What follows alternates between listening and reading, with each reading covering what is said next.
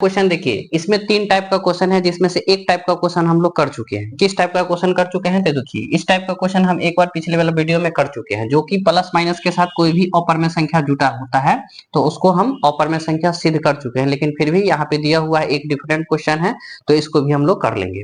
अब देखिए, उससे पहले 2 टाइप का क्वेश्चन और है। एक दे दिया है तोरा बट्टा में, ठीक है, और दूसरा दे दिया है इनटू में, मल्टीप्लाई में। तो जब इस टाइप का क्वेश्चन रहेगा, जब बट्टा में दे देगा तो इसको हम अभी सिद्ध करेंगे। देखिए किस तरह से सिद्ध करते हैं, एक बार अगर सही ढंग से वीडियो देख लीजिएगा तो आपको भी समझ में आ जाएगा। तो देखिए, जब भी कोई बट्टा में दिया रहेगा तो उसको पहले क्या करना है, मान लेना है, माना कि 1/√2 जो हमको सिद्ध करना रहता है ओकर उल्टा मानते हैं। अपर में सिद्ध करना है तो क्या मानेंगे, परिमेय मानेंगे, ठीक है, क्योंकि हमको अपर में सिद्ध करना ही है। जब तक हम उल्टा मानेंगे नहीं तब तक हम सिद्ध करके कैसे दिखाएंगे, ठीक है। तो पहले क्या करेंगे, जो हमको सिद्ध करना रहता है उसके रेसिप्रोकल में मान लेते हैं, माना कि 1/√2 क्या है, परिमेय संख्या है, ठीक है।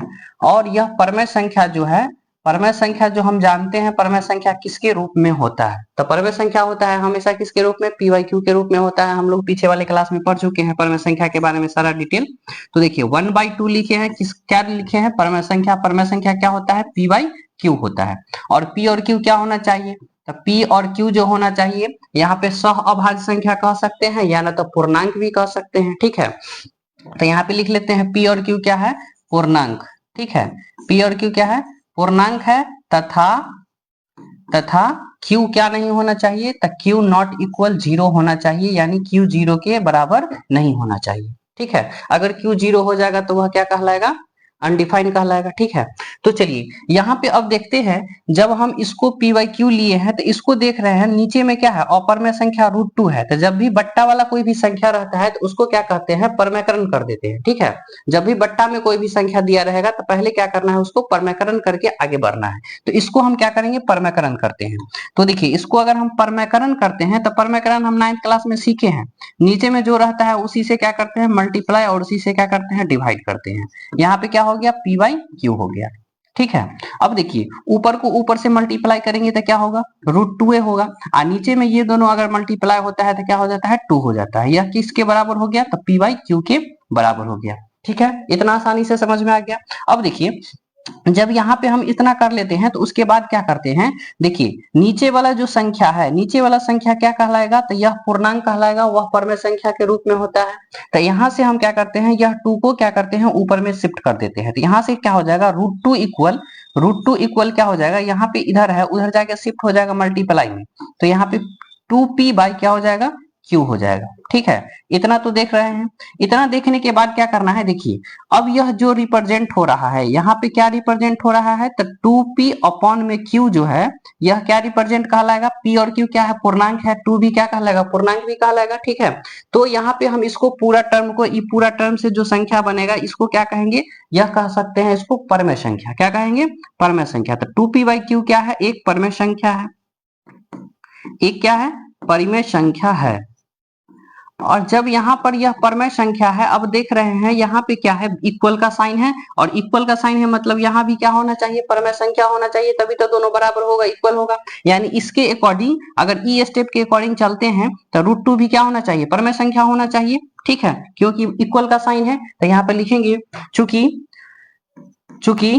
√2 भी एक क्या होना चाहिए, परिमेय संख्या होना चाहिए, परिमेय संख्या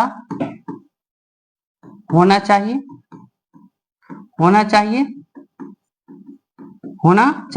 जो क्या है, जो विरोधाभास है, ठीक है, जो क्या है, विरोधाभास है। परमेय संख्या तो √2 है नहीं, लेकिन यहाँ पे अकॉर्डिंग कुछ क्षण के लिए हम लोग देख रहे हैं, तो यहाँ पे क्या है, जब यह परमेय संख्या है और यहाँ इक्वल है तो यानी ये भी परमेय संख्या होना चाहिए, जो संभव नहीं है। लिखेंगे तो यहाँ पे क्वेश्चन में लिख लीजिएगा, संभव नहीं है, जो संभव नहीं है, जो संभव नहीं है, ठीक है। यह क्या नहीं है, तो संभव नहीं है, यानी परमेय संख्या नहीं होना चाहिए, ठीक है।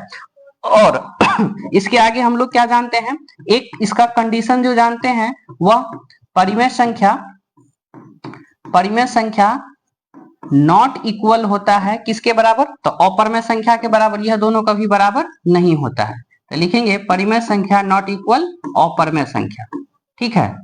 अतः यहाँ पर लिखेंगे, अतः हमारा मानना विरोधाभास है, विरोधाभास है कि √2 एक परिमेय संख्या है, √2 एक परिमेय संख्या है।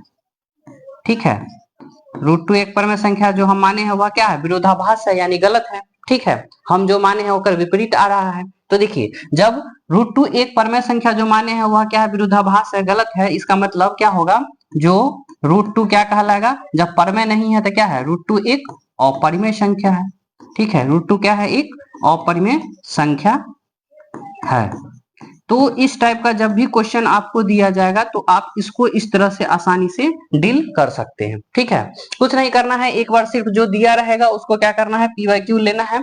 पीवाईक्यू लेने के बाद क्या करना है, उसको परमेयकरण कर लेना है। परमेयकरण करने के बाद जो भी संख्या आएगा वह संख्या में देखना है जो परमेय संख्या के रूप में क्या नजर आ रहा है, जो परमेय संख्या के रूप में नजर आएगा उसको क्या करना है, परमेय संख्या के साथ रख देना है। तो इधर परमेय संख्या है यहाँ पे 2, ठीक है, तो यहाँ से क्या कर देंगे, ऊपर में शिफ्ट हो जाके मल्टीप्लाई हो जाएगा, तो क्या रिप्रेजेंट हो गया, 2p/q, 2p/q, यहाँ पे क्या बच गया, √2 बच गया। तो अब यह अगर जो पूछा जाएगा, जो यह पूरा क्या है, यह पूरा 2p/q क्या रिप्रेजेंट होगा, तो परमेय संख्या रिप्रेजेंट होगा, क्योंकि p और q क्या है, पूर्णांक है, और 2 भी पूर्णांक के रूप में आता है, तो परमेय संख्या रिप्रेजेंट होगा। यह पूरा संख्या क्या कहलाएगा, परिमेय संख्या कहलाएगा। लेकिन यहाँ पे यह परिमेय संख्या नहीं है, यह क्या है, अपरिमेय है, लेकिन इसके अकॉर्डिंग कह रहा है परिमेय संख्या होना चाहिए, जो क्या है, मानने के विपरीत है, जो सब कभी पॉसिबल नहीं है। तो यहाँ पर लिखे हैं √2 क्या है, एक परिमेय संख्या होना चाहिए, जो संभव नहीं है। ठीक है, तो इसीलिए क्या है, परिमेय संख्या, इसीलिए परिमेय संख्या नॉट इक्वल अपरिमेय संख्या, ये कभी दोनों बराबर नहीं होता है, नहीं होता है। इसका मतलब हमारा मानना गलत है,